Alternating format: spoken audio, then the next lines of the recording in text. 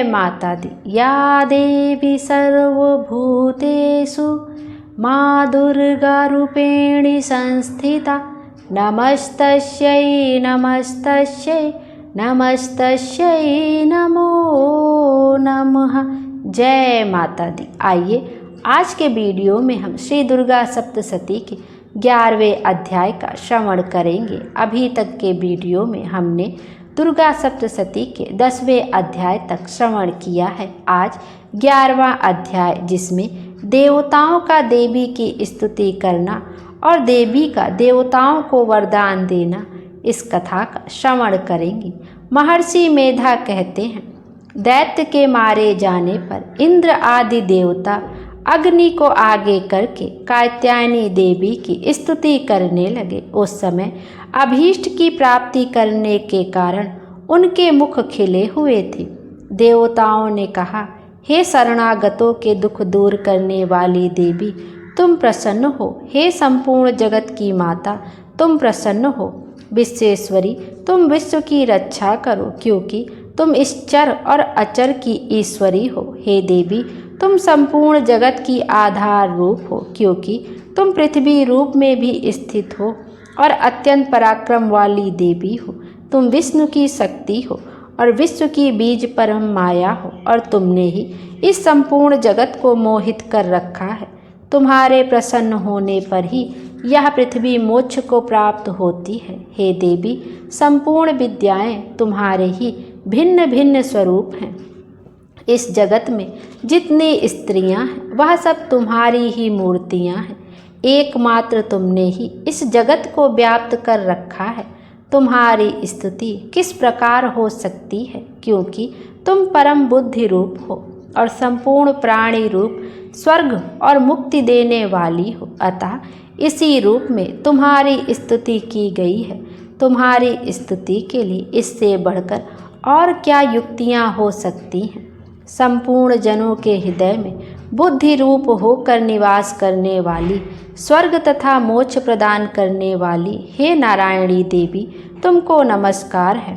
कला, काष्ठा आदि रूप से अवस्थाओं को परिवर्तन की ओर ले जाने वाली तथा प्राणियों का अंत करने वाली नारायणी, तुमको नमस्कार है। हे नारायणी, संपूर्ण मंगलों के मंगल रूप वाली, हे शिवे, हे संपूर्ण प्रयोजनों को सिद्ध करने वाली, हे शरणागत वत्सला, 3 नेत्रों वाली गौरी, तुमको नमस्कार है। सृष्टि, स्थिति तथा संहार की शक्तिभूता सनातनी देवी, गुणों का आधार तथा सर्व सुखमयी नारायणी, तुमको नमस्कार है। हे शरण में आए हुए शरणागतों, दीन दुखियों की रक्षा में तत्पर, संपूर्ण पीड़ाओं को हरने वाली, हे नारायणी, तुमको नमस्कार है। हे नारायणी, तुम ब्राह्मणी का रूप धारण करके हंसों से जुते हुए विमान पर बैठती हो तथा कुश से अभिमंत्रित जल छिड़कती रहती हो।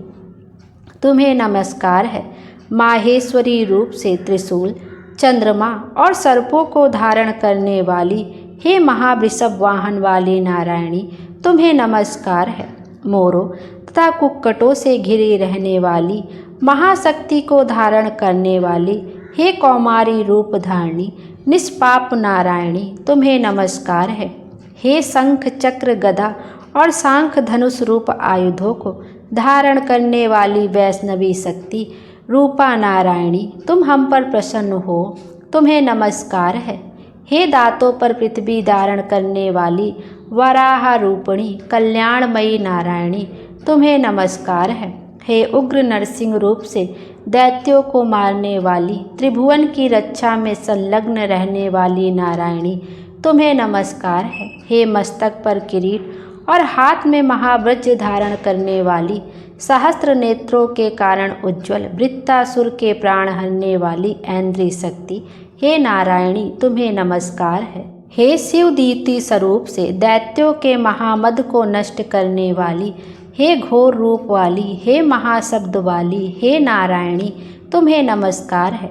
दाढ़ों के कारण विकराल मुख वाली, मुंडमाला से विभूषित मुंडमर्दनी चामुंडा रूपा नारायणी, तुम्हें नमस्कार है। हे लक्ष्मी, लज्जा, महाविद्या, श्रद्धा, पुष्टि, स्वधा, ध्रुवा, महारात्रि तथा महाविद्या रूपा नारायणी, तुमको नमस्कार है। हे मेधा सरस्वती, सर्वोत्कृष्ट ऐश्वर्य रूपिणी पार्वती, महाकाली नियंता तथा ईश रूपिणी नारायणी, तुम्हें नमस्कार है। हे सर्वस्वरूप सर्वेश्वरी, सर्वशक्ति युक्त देवी, हमारी भय से रक्षा करो, तुम्हें नमस्कार है। हे कात्यायनी, तीनों नेत्रों से भूषित यह तेरा सौम्य मुख सब तरह के डरों से हमारी रक्षा करे, तुम्हें नमस्कार है।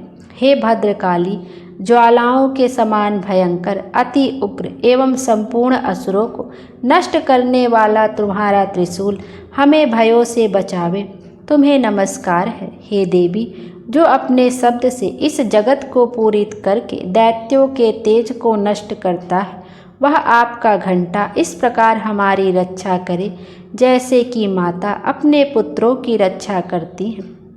हे चंडिके, असुरों के रक्त और चर्बी से चर्चित जो आपकी तलवार है वह हमारा मंगल करे, हम तुमको नमस्कार करते हैं। हे देवी, तुम जब प्रसन्न होती हो तो संपूर्ण रोगों को नष्ट कर देती हो, और जब रुष्ट हो जाती हो तो संपूर्ण वांछित कामनाओं को नष्ट कर देती हो, और जो मनुष्य तुम्हारी शरण में आ जाते हैं उन पर कभी विपत्ति नहीं आती, बल्कि तुम्हारी शरण में गए हुए मनुष्य दूसरों को आश्रय देने योग्य हो जाते हैं।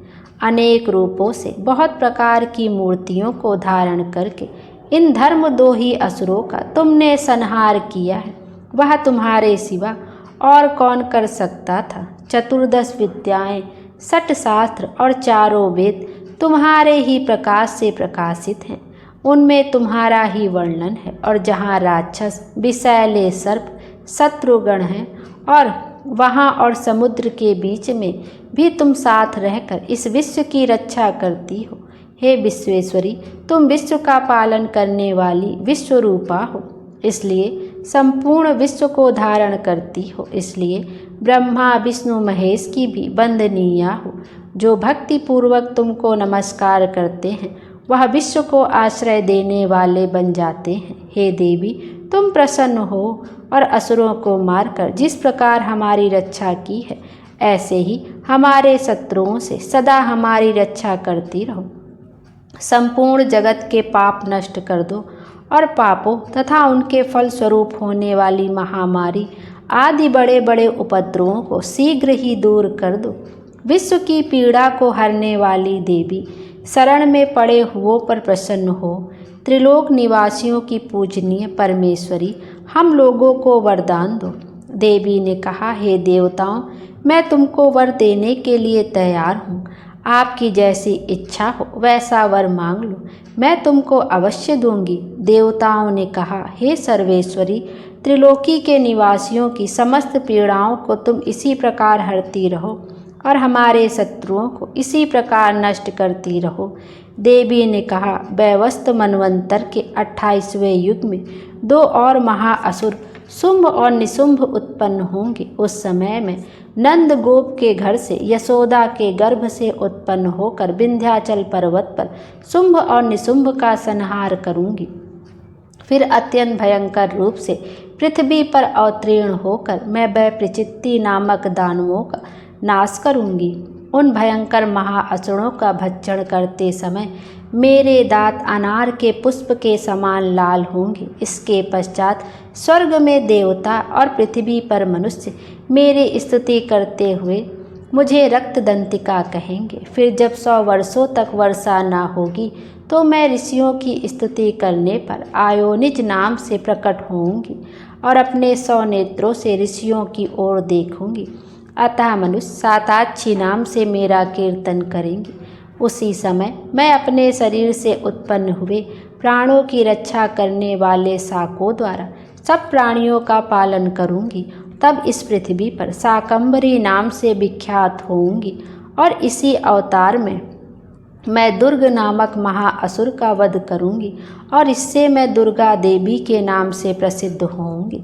इसके पश्चात जब मैं भयानक रूप धारण करके हिमालय निवासी ऋषियों महर्षियों की रक्षा करूंगी, तब भीमा देवी के नाम से मेरी ख्याति होगी और जब फिर अरुण नामक असुर तीनों लोकों को पीड़ित करेगा, तब मैं असंख्य भ्रमरों का रूप धारण करके उस महादैत्य का वध करूंगी। तब स्वर्ग में देवता और मृत्युलोक में मनुष्य मेरी स्तुति करते हुए मुझे भ्रामरी नाम से पुकारेंगे। इस प्रकार जब जब पृथ्वी राक्षसों से पीड़ित होगी, तब तब मैं अवतरित होकर शत्रुओं का नाश करूंगी। बोलिए माता रानी की जय। 11वां अध्याय यहीं पर समाप्त हुआ। कल के वीडियो में हम दुर्गा सप्तशती के 12वें अध्याय का श्रवण करेंगे। माता रानी हम सब की मनोकामना पूर्ण करें और हमारे जीवन को खुशियों से भर दें। Thank you.